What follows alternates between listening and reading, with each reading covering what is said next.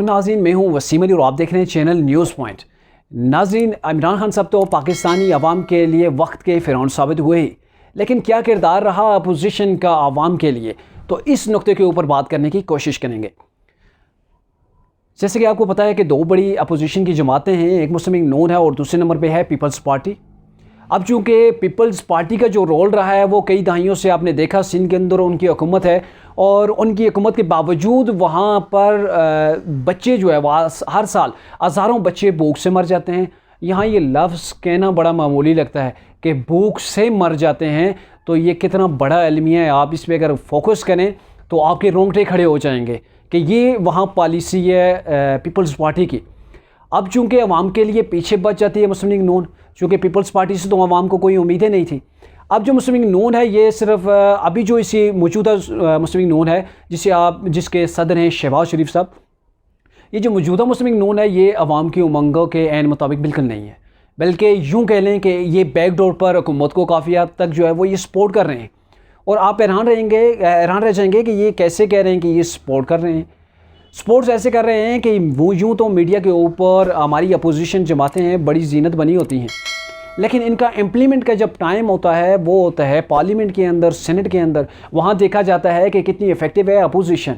लेकिन वहाँ पर ये हमारी जो अपोजिशन है, मुझे नहीं लगता कि इन 4 सालों के अंदर हमारी अपोजिशन ने कोई ऐसा बिल रिजेक्ट करवाया हो हुकूमत का जो आवाम दुश्मन पॉलिसी हो, कोई पाकिस्तान के फ्यूचर के लिए जो है वो नुकसानदेह हुआ हो। अभी हाल ही में, अभी 4 रोज़ पहले की बात है, स्टेट बैंक ऑफ पाकिस्तान को अगयार गैर के हाथ में जो है वो दे दिया गया है और उसमें अपोजिशन ने अपना पूरा किरदार अदा किया है। अपोजिशन ने इस चीज़ को रोकने के बजाय अपने मेम्बरान को जो है वो सेनेट के अंदर उनकी हाज़िरी नहीं पूरी की और यूँ हुकूमत ने बाआसानी जो है वो अपना बिल पास करवा लिया।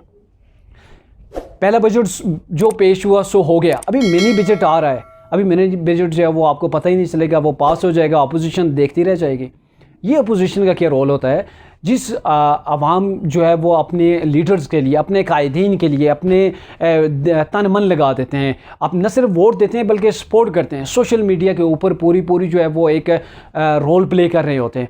उसके बावजूद जब हम इलेक्शन होते हैं तो अपने अज़ीज़ व अक़ारब की वो दुश्मनियाँ मोल लेते हैं, लेकिन अपने कायद पर आंच नहीं आने देते। और यही जब कायदीन पहुँचते हैं, पार्लियामेंट के अंदर पहुँचते हैं, असम्बली के अंदर पहुँचते हैं, वहाँ जाकर अवाम को भूल जाते हैं और वहाँ जाकर इनमें इतनी हिम्मत नहीं होती कि ये अवाम के हकूक़ का दिफ़ा कर सकें।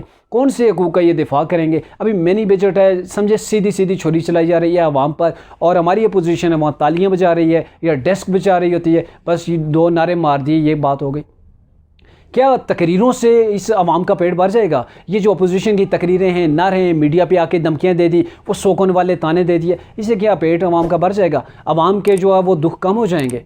एक तो ऑलरेडी अवाम के ऊपर ज़ालिम ये हुकूमत मुसल्लत है, ऊपर से ऐसी अपोजिशन है कि जो अपोजिशन समझें कि हुकूमत को ऐसी अपोजिशन मिली है। शेख रशीद साहब ये बिल्कुल दुरुस्त कहते हैं कि इंतहाई नाअहल किस्म की अपोजिशन जो है वो हुकूमत को मिली है। अगर कोई अहल अपोजिशन होती तो ये हुकूमत 6 माह भी जो है वो इमरान खान साहब ने कर पाते।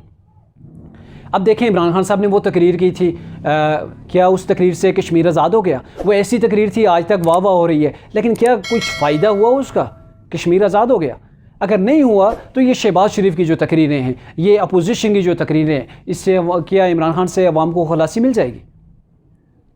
ये तकरीरों से अवाम का पेट भरने वाला नहीं है। ये मीडिया के ऊपर जो है वो बेवकूफ़ बनाने वाली बातें की जा रही हैं, हम ये करेंगे वो करेंगे। जब इम्प्लीमेंट का काम होता है तब आप सोए होते हैं। अवाम को बेवकूफ़ बना रहे हैं, आप वर्कर्स को बेवकूफ़ बना रहे हैं। कब तक ये चलेगा ये बेवकूफ़ बनाना?